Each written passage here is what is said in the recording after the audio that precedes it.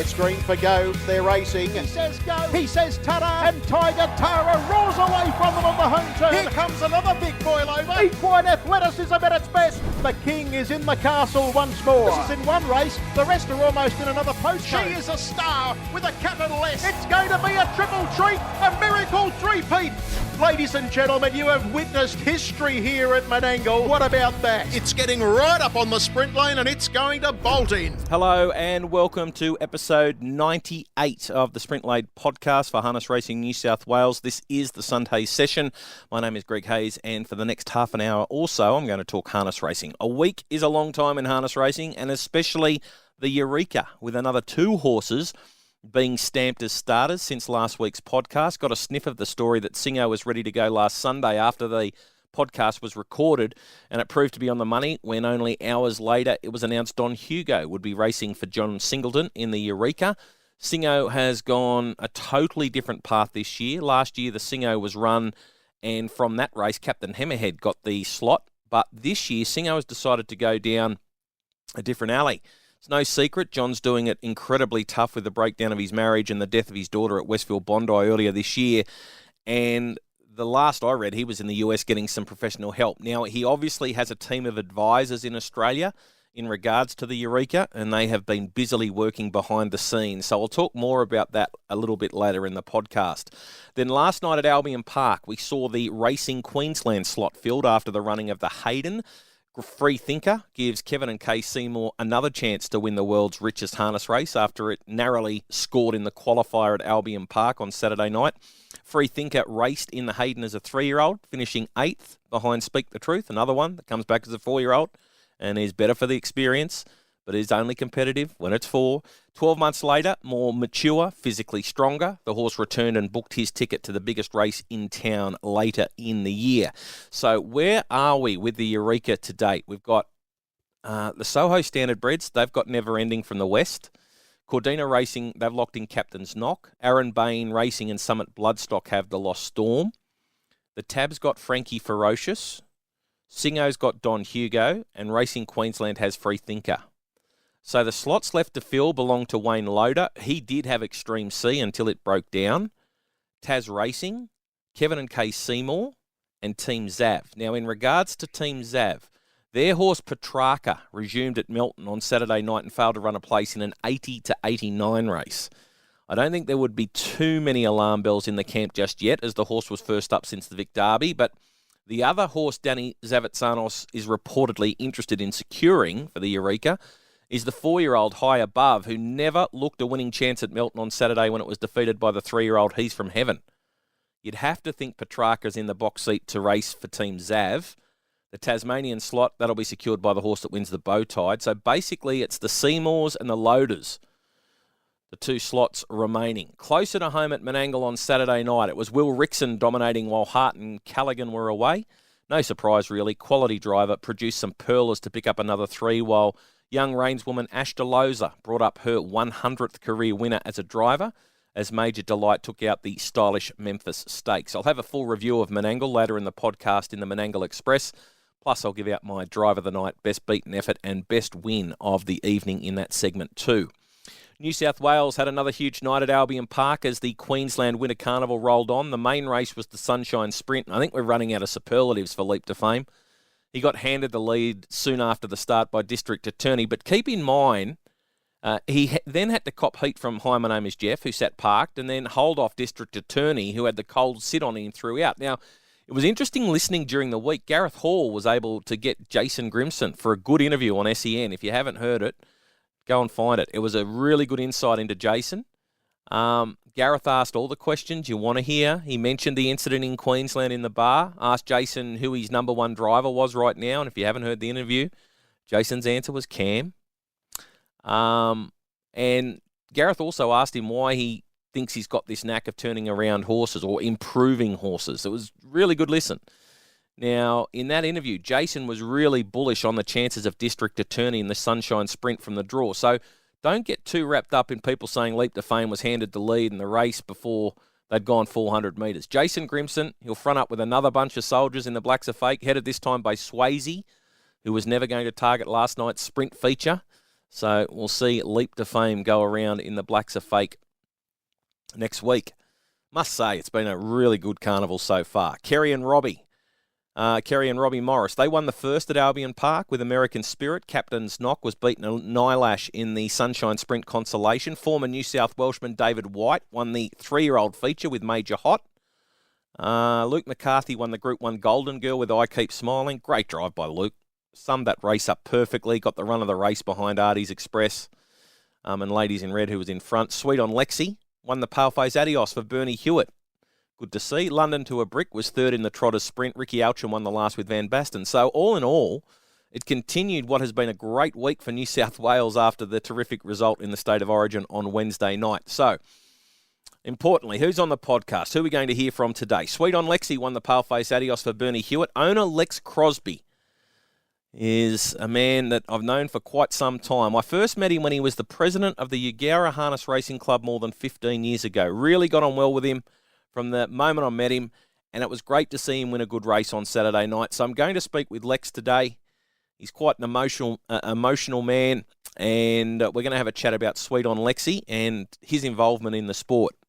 Also going to talk to Jason Turnbull about John Singleton's Eureka announcement during the week. Jason is one of the advisors working with Singo, and I thought it'd be timely to catch up with Jason and find out a bit more about negotiations and how it all happens. When do negotiations start with horses and connections? So I'll get Jason Turnbull to join me a little bit later on as well. So there's plenty to get through today, but first up, I'm going to speak with the owner of Sweet On Lexy, Lex Crosby.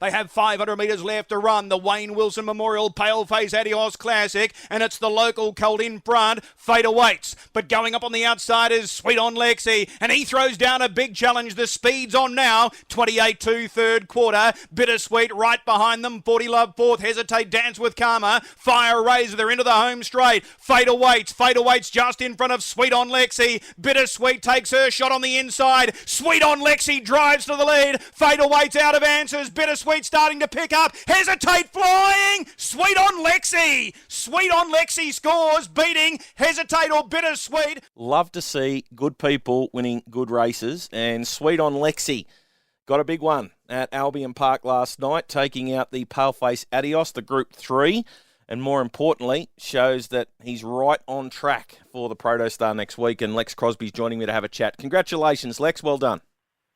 Thanks, Greg. Good morning. Yeah, very, very big thrill. Very big thrill to win the Paleface Adios because I lived in Cowra and Paleface used to race at Cowra, and the stands would be packed, and I'm always going through Temora and see his statue there. So it's a great honour to win a race like that.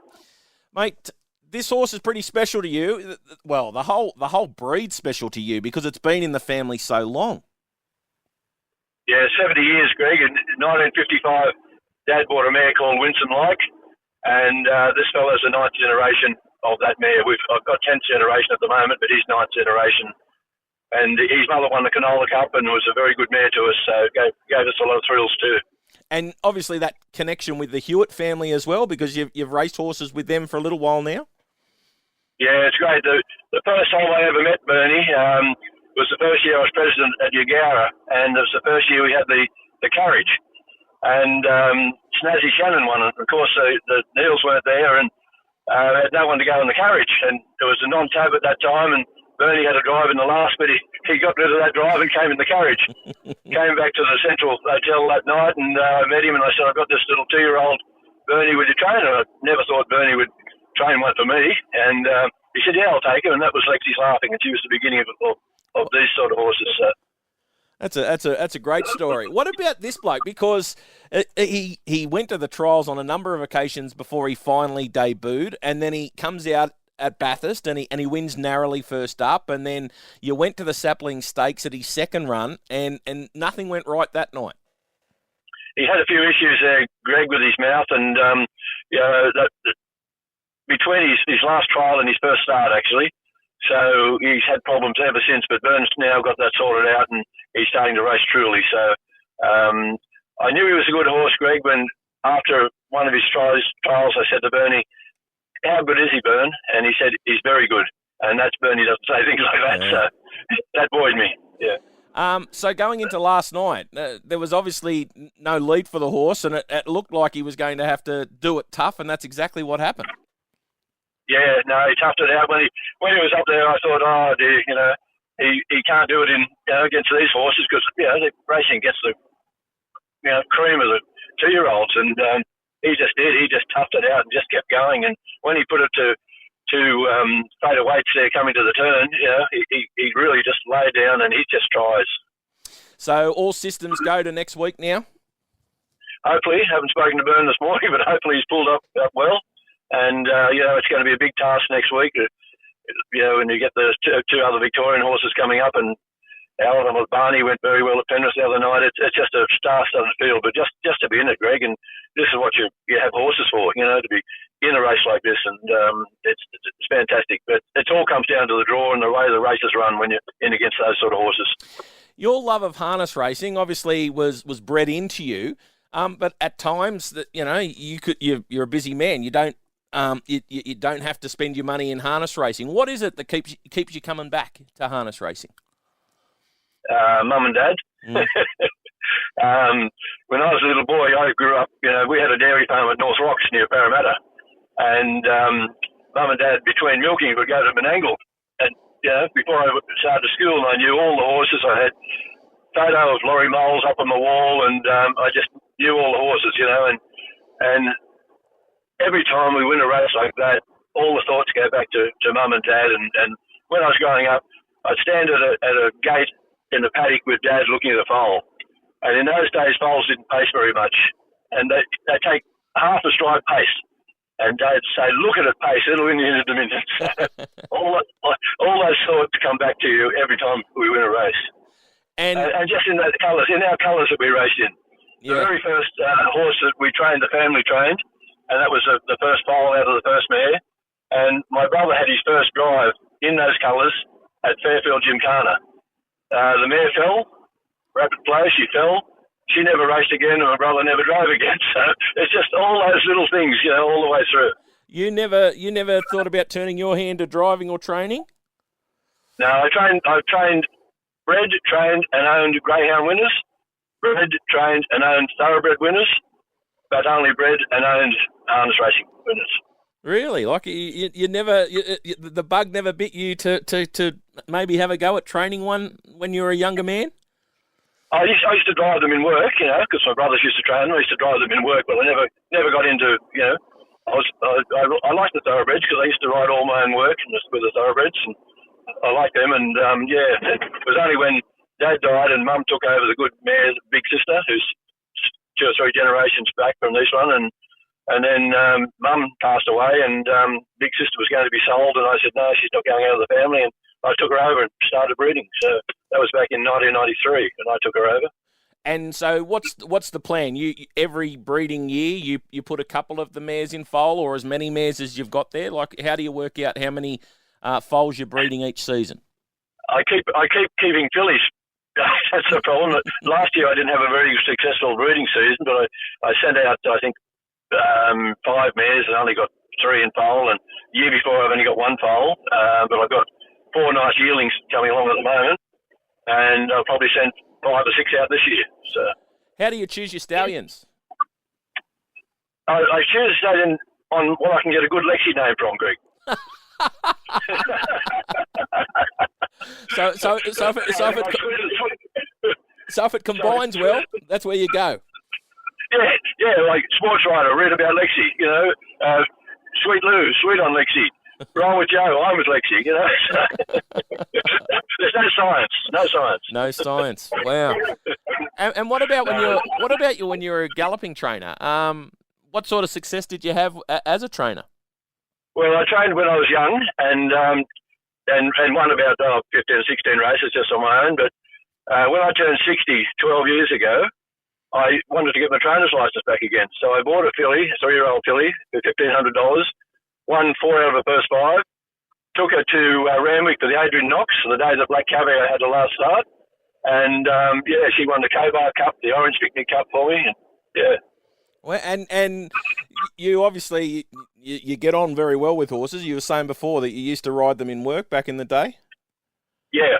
No, I love horses, and just to touch a horse, something about them. So what happens this week? You have a nice quiet week and prepare yourself up there in Queensland in the warmer weather for the big race next Saturday night. Yeah, well, we've got functions like the barrow draw tomorrow and things like that all week, and I'll spend a bit of time with Bern and Kath and a few people, and just enjoy the week. And my wife will fly up on midweek, and we'll take it from there. But just to be part of a race like this is just unbelievable. After that race, is there anything in plans, or you're looking to spell? What's Bern saying? Yeah, he'll have a brief let up. And then come back to the Breeders' Challenge. Yeah, I thought that might be the case. Mate, congratulations. Yeah. As I said at the start, always good to see good people win good races, and you are a good person. We wish you all the best of luck next week, and bring home another big race for New South Wales. Thank you very much, Greg. Thank you. Nice to talk to you.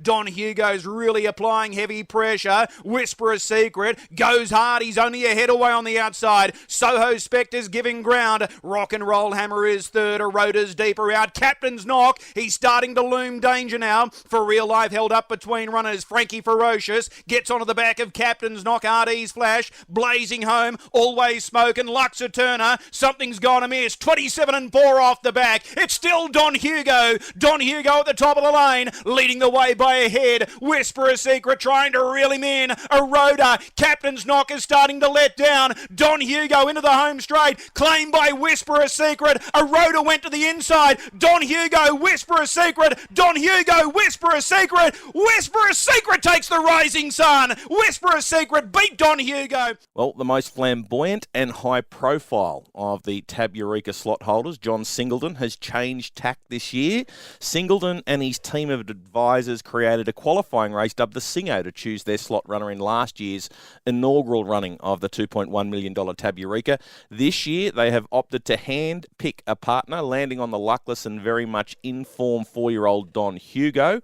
It gives champion horseman Luke McCarthy a chance to successfully defend his crown, having won last year's Eureka with a late pickup drive on Emma Stewart's star mare Encipher. Now, one of the men who sits down with Singo, one of his team of advisors, is Jason Turnbull, well known in the industry as a driver out in the Bathurst area, and he's joining me to have a chat. Hello, Jason. How are you? Very well, Hazy. How are you, mate? Good. Big news during the week that Singo has decided to go with Don Hugo in this year's Eureka. Yeah, he was on our radar for a fair while. After he's run in the Rising Sun, we decided to lock him away straight away. So what did you make of the run in the Rising Sun? Oh, he was massive. There's no doubt. Him and the winner, they were both massive. He did all the work. He just got pipped late and just got beat right on the line. His last couple of runs have been very similar. I think that he's really stepped up of recent weeks and shown his real class. And I guess Luke McCarthy, he knows how to win big races, doesn't he? Oh, definitely. Luke's obviously a big plus, training and driving. So, we're pretty happy. He's a pretty talented horse, Don Hugo. He's by Art Major. He's had the 35 starts. He's won 9 of them. He's banked $225,000 in stakes, and he has broken 150 at Menangle. So he's got speed, but what he's also got is some stamina. So the 2,300 metres of the Eureka is not going to be a problem for him at all. Yeah, look, I'd imagine that it wouldn't be. Luke doesn't seem to think it will be. I'm not 100% sure whether he's raced over 2,300 much there before. But I know he ran a real good race at Wagga when he ran second to Extreme C, and it was over 2,200, I believe. Yep. It doesn't seem to worry him. Luke seems to think that yes, he can do it tough, but he's probably better driven nice and cold just with one go at him. So he's definitely got the stamina. We've seen that. Luke thinks that he's better just driven cold with a sit. So we think that he's the real deal. But just having a look at all of the horses that are in the race and horses they're talking about could get those last few spots, there doesn't look to be 2 or 3 standouts like we had last year. For mine, it is a very, very open Eureka this year. Oh, definitely. Last year you had those 2 real standouts. and they didn't even end up winning it. I know Lead the Fame ran second, but this year there doesn't seem to be those standouts, as you said, never ending. It seems probably the logical one at this point, but it's got to come over from WA, and we'll see what happens. It'll be interesting, and it'll be a really good race. Frankie Ferocious here a couple of weeks ago was obviously a standout, or a couple of months ago, I guess you'd say, but he just doesn't seem to be firing on all cylinders at the moment, but hopefully for their camp they can get him back, and it'll be a really good race. Singo mentioned that he had the race last year, the Singo, and Captain Hammerhead got through for the slot. Team thinking that maybe the way to go in these races is with a 4-year-old? Definitely. Last year, I think that everybody saw that the 3-year-olds just weren't quite up to scratch. The Lost Storm and Captain Hammerhead both went around last year as 3-year-olds in it, and neither of them really fired much. They're both better horses this year, I think. But we considered Captain Hammerhead. We considered Doug's Platter. I spoke to Kevin Bizzuto a couple of times. He fell by the wayside. I spoke to Clayton Tonkin about High Above. We were just concerned that he didn't have the racing experience. We spoke about Perfect Class. We were considering him.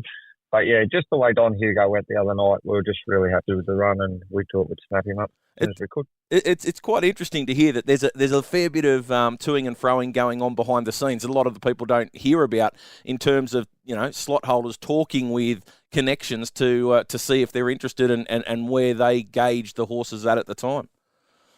There were probably a few trainers that were thankful when they saw that Singo's slot was filled, because it means I won't be ringing them, annoying them from now on. I've spoken to many of the good trainers with the good horses about their horses and their prospective chances and what they thought. But yeah, we just at the end of the day, we thought we'd take this one. Last year we had the Singo because we couldn't find the right horse, and we thought it was a chance to promote Singo himself and harness racing. And I think this year, without the Singo as such, they'll still run some sort of race, and they'll Menangle, I would imagine, will fill the emergencies from that race for the Eureka, because that was the other thing with the Singo last year.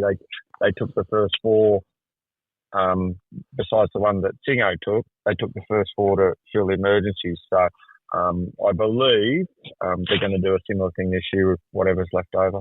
And mate, how early are we talking negotiations start? Like, are you and the team looking at horses as early as February, as early as those big races at Menangle, to look at horses for your slot in the Eureka? We're always looking. To be honest, the first phone call or text message that I sent out was after Frankie Ferocious won at Melton, his first start for Grimson.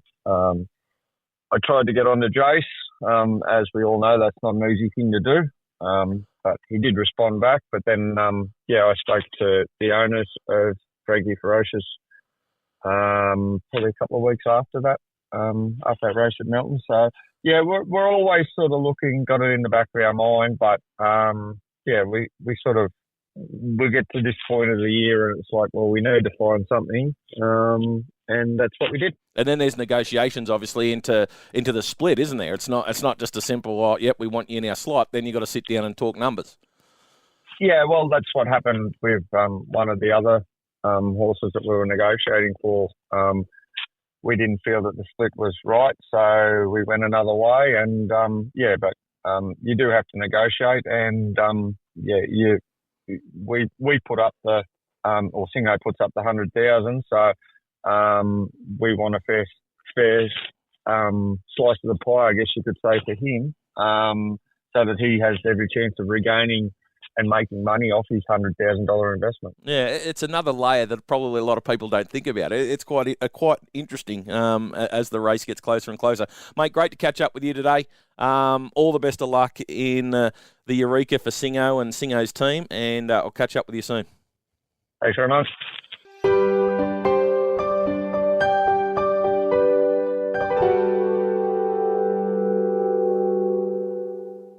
Time for the Menangle Express. Race 1 was over the long trip and the fave was Mac Da Vinci at $4.40.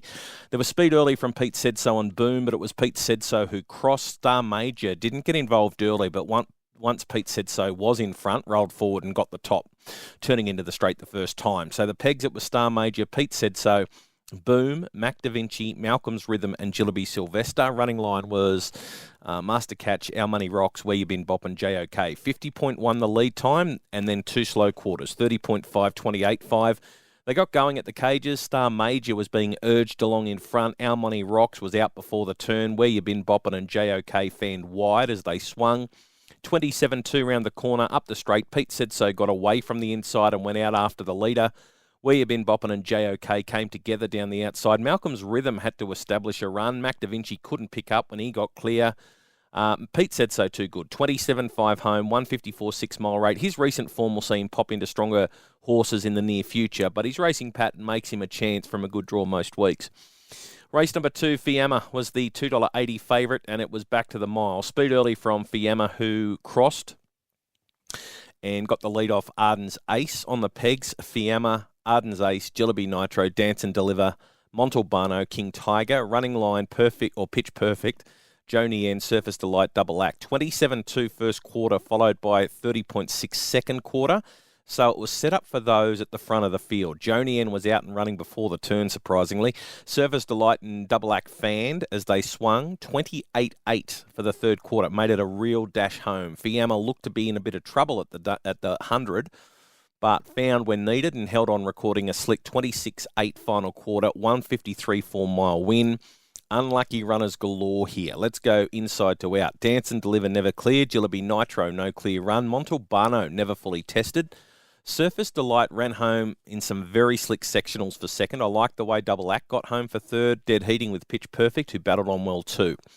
Race number 3, fave here, Corby Stumbler, $3.90. Speed early from Corby Stumbler, who got across, but there was speed also from Ultimate Bird and Keeper's Ideal. Now, they settled like this. Ultimate Bird, Corby Stumbler, American Hammer, Mick Danger, Captain Richie Has the Courage, Running Line, Keeper's Ideal, It's Down to Digger, I'm Rocking It, and Major Mickey. 26.6 fast first quarter, followed up by a cutthroat 27.3 second quarter. Leaders were out of play. You were looking for the run on horses straight away. Has the Courage came off the pegs, went into the running line. Keeper's Ideal was gone at the cages. Everything in the running line had to come around it. Left plenty of room for horses on the pegs, and that allowed Jim Douglas to get off the inside with Mick Danger and head wide looking for clear air. 28.6 around the side. Ultimate Bird sitting shot. Corby Stumbler came to the outside. American Hammer had nowhere to go. Mick Danger got to the outside, worked home well to run over them late. 28 seconds for the final quarter. A mile rate of 150.5. Last half, 56.6. So all the damage was done early. I'm Rocking It. Really good, taking off well before they would have wanted. Ultimate Bird, brave, Has the Courage, got home late, but does that every week. And American Hammer was unlucky. Corby Stumbler, every hope. Race 4. Fave was Ugachaka at $1.85. Speed early from Kalara Samurai, who crossed and then released Ugachaka in the early stages.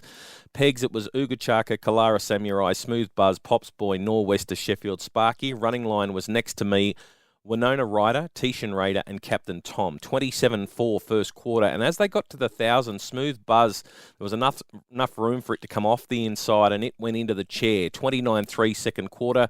Next to Me gone at the cages. 27.9 third quarter. Smooth Buzz loomed on the outside of Ugachaka. Kalara Samurai was looking for a run. Winona Ryder had dashed around them and was getting home really well. Pops Boy off the inside and was finishing it off too. Ugachaka looked like it would be run over, but it gripped on in the straight. 27.7 home for a 152.3 win. Kalara Samurai second narrowly. Its early speed's going to help it win races. Winona Ryder flying at the moment, ran another cracker. Pops Boy put value into first fours. Thought Captain Tom was plain after doing no work early. Race number 5, fave here, Bartello at $3.50. Speed early from Rockley Image, Racing Time and Bartello. Rockley Image ended up burrowing through on the inside and led. Behind it on the pegs was Shades of Heaven, Waterboy Jack, Constantina Red Reactor. Running line, Racing Time, Dying Art, Cash and Bling, Mr. Blue Chip.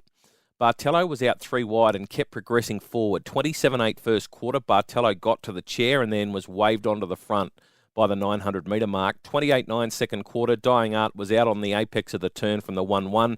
28.9 third quarter. What a Boy Jack eased off the pegs, went wide looking for a clear run. Bartello was vulnerable and started to roll off the pegs. That gave Rockley Image the inside. Mr. Blue Chip starting to wind up down the outside. Will Rickson had got into the clear with What a Boy Jack, but Mr. Blue Chip steamed down that outside with the momentum. 27.3 final quarter. Mile rate of 152.9. Mr. Blue Chip too strong for What a Boy Jack. Probably Will's... one of Will's top drives of the night. He had a few of them. Cash and Bling got home well for third. Rockley Image close to a win. It ran fourth. Race 6, feature race. Stylish Memphis for the mares. Major Delight was the favourite at 2.10. Speed early from More Gooder and Arden's Delight, and Ash Deloza looked to be in two minds with Major Delight. Wasn't going back, but didn't want to get involved in the speed duel.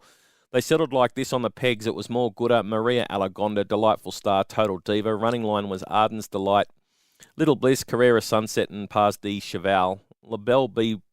Bijou was caught 3 wide, and Major Delight was on its back, and they just kept moving forward. 26.7 was a fast enough first quarter. LaBelle Bijou kept working, and it ended up finding the top off More Gooder. Major Delight kept coming and pressed the issue, and it found the front at the 650 metre mark, so boy, it had done some work.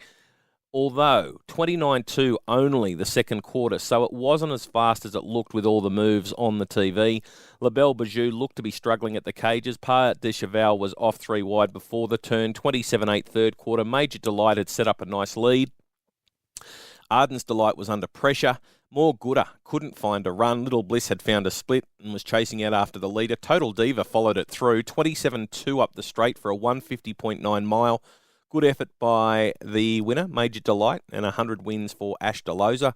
Little Bliss, very honest, like she does every week. Total Diva was was the one out of the race for mine. It was an $81 chance and was super late. LaBelle Bijou surprisingly battled on well up the straight and held on for fourth. More Gooder finished last. Happy to let her go around and win before I follow her in again. I wonder how much last week's third took out of her. Maria Alagonda hit the line well first up, and it can be dangerous in something a bit easier.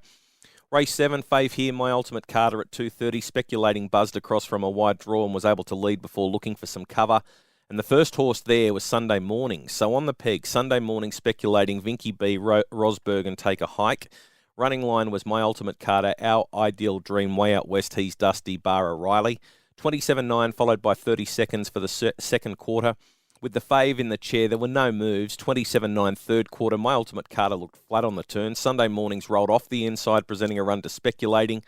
Vinky B was able to find clear running, charged late. Way Out West was strong out wide. Sunday Mornings battled on well. There were 6 across the track. But in the end, it was Speculating. Up on the inside, too strong and a fast. 26.7 final quarter. Mile rate of 152.5.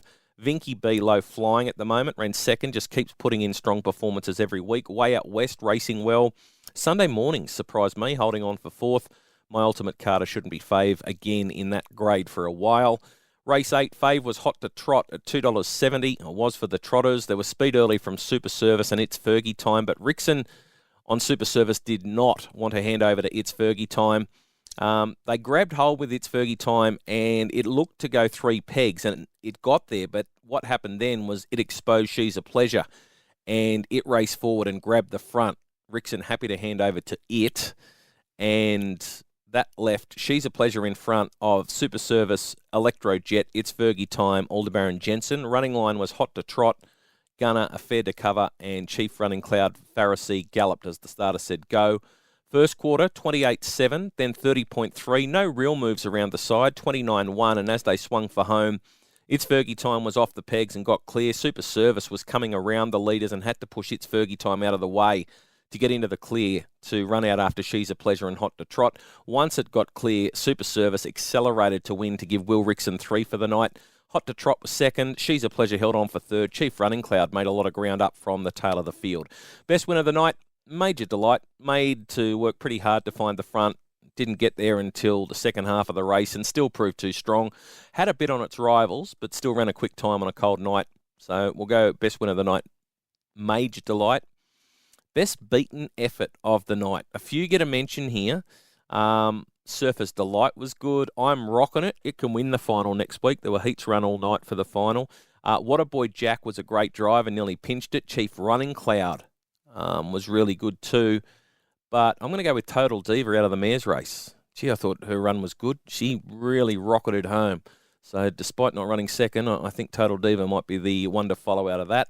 And best driver of the night, I'll go with Will Rickson in the last with Super Service. Gee, it was a smart drive. Didn't want to hand over to It's Fergie Time, but was happy to let She's a Pleasure go and save it up for the last crack at them. Squeezed out, moving Jimmy Douglas out of the way and then rocketed home up the straight. Good drive. Another one from Will Rickson. He really thought that one out, and he is driving exceptionally well at the moment. So driver of the night on Super Service is Will Rickson. Winner, winner, chicken dinner. Winning. Hey, that's pretty good. Winner! That was legitness. To that I say, all right. Wow, winning. Bam! Just like that. That's all there is to it, Dustin. That's all there is to it. A winner! Just like that. And the winner is... Well, Mr. T effectively backed two winners this week, as both of his tips were at the Young meeting that was called off. But I found one winner with Debonair winning for Zara Fitzpatrick. So small profit for me this week. This week, Mr. T's really happy. The fields are out for Bathurst. So going into this week, I'm minus $16. Mr. T's minus 34. We're more than halfway through this round. A round goes for the season. So the season of winter. I won the first round. So Mr. T needs to find a couple of winners and try and square the series. Now, Mr. T, he's got 2 at Bathurst on Wednesday. Race 1, number 10, Always Be My Pony, for Steve Turnbull and the girl of the moment, Ash Delosa. Has the second row to overcome. Plus, Amanda Turnbull has Heidi Ho drawn 1 in good form. But Mr. T believes Steve and Ash can get the job done with Always Be My Pony. And race 7, number 1, Mysterious Beach for David and Justin Reynolds. Only had the 3 starts, was placed on debut, but the trials have been really good. And Mr. T is thinking Mysterious Beach is ready to bring the trial form to the races. So that's race 7, number 1, Mysterious Beach. My 2, Menangle Tuesday. Race 4, number 9, Larrikin Lenny, has been ultra consistent of late and despite the wider draw, has found itself in a very winnable race. Finished second behind Wombourne in America last time out and got home hard. Was only narrowly beaten. Josh Gallagher sticks, and I think it'll take some beating. So race 4, number 9, Larrikin Lenny. And in race 6, I like number 10, Lenny's Angel. Beaten into second when chasing Debonair last week, my winner. Thought the effort was pretty strong for a race of this quality, and it does look extremely well placed with the 5-point claimer Lucas Rando set to do the driving.